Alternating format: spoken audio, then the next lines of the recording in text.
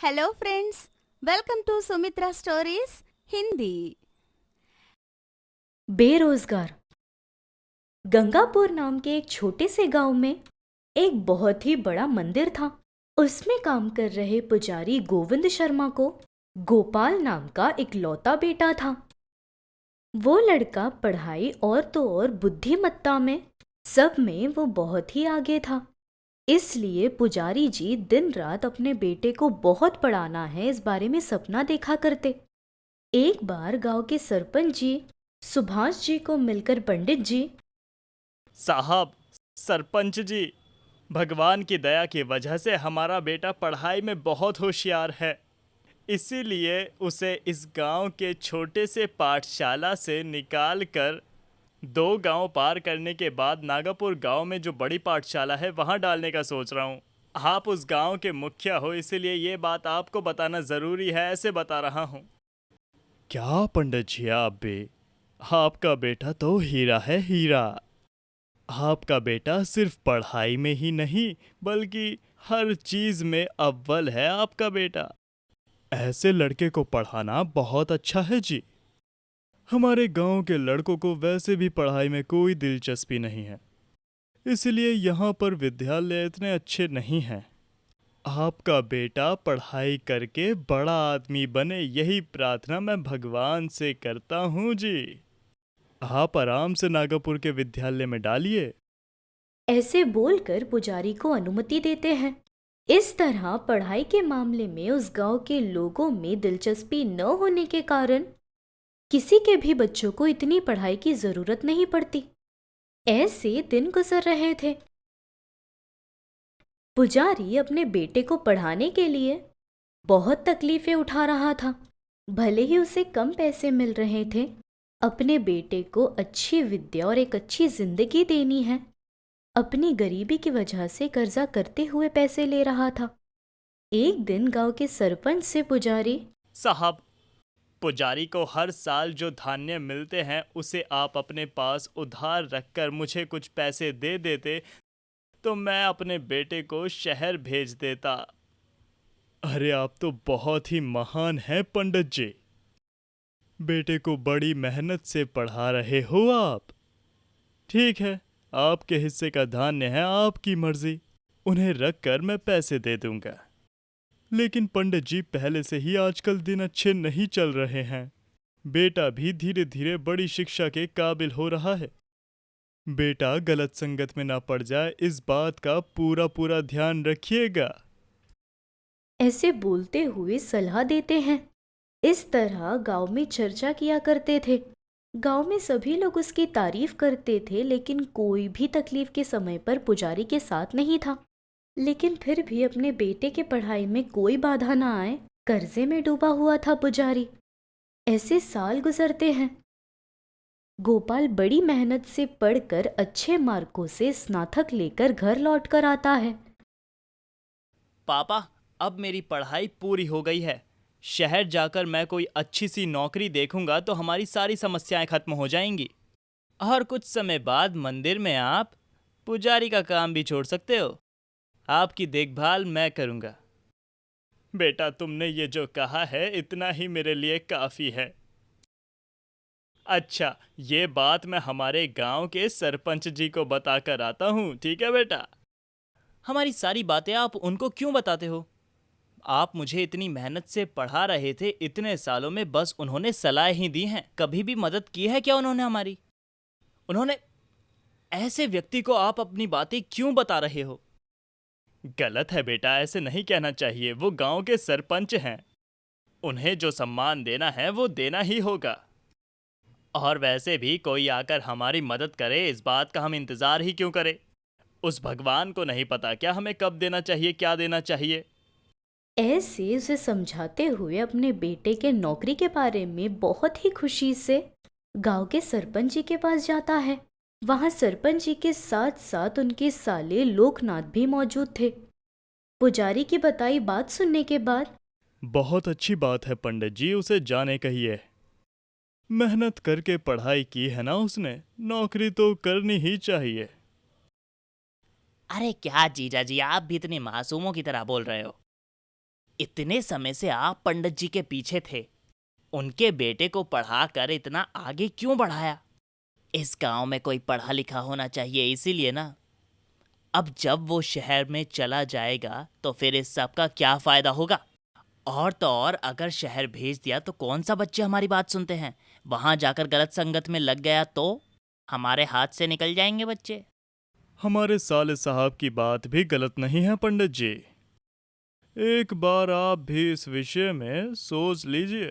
मुझे भी ऐसा ही लगता है कि जैसे हमारे साले साहब कह रहे हैं, आपका बेटा इस गांव में ही रहेगा, आपकी नज़र के बिल्कुल सामने। इस पर ध्यान दीजिएगा। ऐसे बोलकर 1 रुपये की मदद भी न करते हुए गोपाल के ऊपर न जाने कैसा अधिकार है। ऐसे बात करके उन्हें डराने पर बेटे की जिंदगी खराब न हो जाए इस डर के मारे उसे शहर भेजने के लिए नहीं मानते। आखिरकार पिता को तकलीफ नहीं देनी चाहिए, इसलिए पढ़ाई करने के बावजूद भी गोपाल उसी गांव में रह जाता है। ऐसे खाली बैठने से अच्छा है उस गांव में कोई ना कोई काम ढूंढ लेते हैं। वर्मा साहब के पास जाकर काम मांगने पर तब वे देखो बेटा गोपाल, तुम्हारे पापा ने तुम्हें बहुत अच्छे से पढ़ाया। इतने पढ़े लिखे लड़के को मेरे पास क्या ही काम मिलेगा? मैं जो हिसाब किताब करता हूँ उसके लिए मेरी पढ़ाई काफ़ी है। आपकी दुकान में सामान उठा लूँगा जी मैं। बाप रे, तूने ये क्या कह दिया? इतने पढ़े लिखे लड़के से मैं ये काम करवाऊँगा तो कैसे चलेगा? नहीं बेटा, मेरे पास तुझे देने के लिए कोई काम नहीं है, तुम जाओ बेटा। ऐसे बोलते हुए उसे वहां से भेज देता है।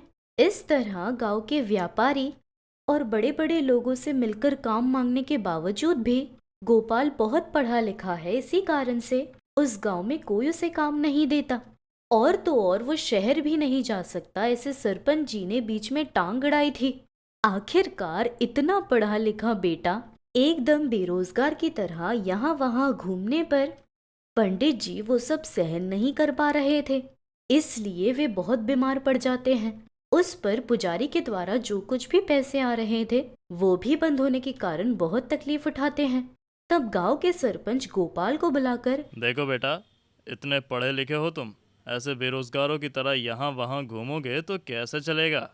ज़रा काम करके थोड़ा बहुत पैसा कमाकर अपने पिताजी को तकलीफ मत दो। ऐसी सलाह देता है। उस पर गोपाल को बहुत गुस्सा आता है।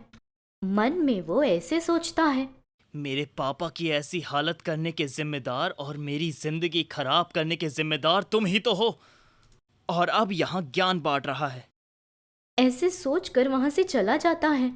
लेकिन उसे ऐसे बेरोजगार बनाने वाले गांव के लोगों को और गांव के सरपंच को सबक सिखाना है, ये सोचकर बहुत अच्छा विचार करके सबके गैर मौजूदगी के समय पर गांव के मंदिर में जाकर वहां पर भंडार कक्ष में छुपकर एक दिन मंदिर बंद होने के समय पर स्वयं देवता बात कर रहे हो ऐसे स्वर में गोपाल ऐसे कहता है, भक्ता, तुम्हारी भक्ति से मैं प्रसन्न हूँ। अब मैं यही रहकर तुम लोगों की सारी इच्छाएं पूरी करूँगा।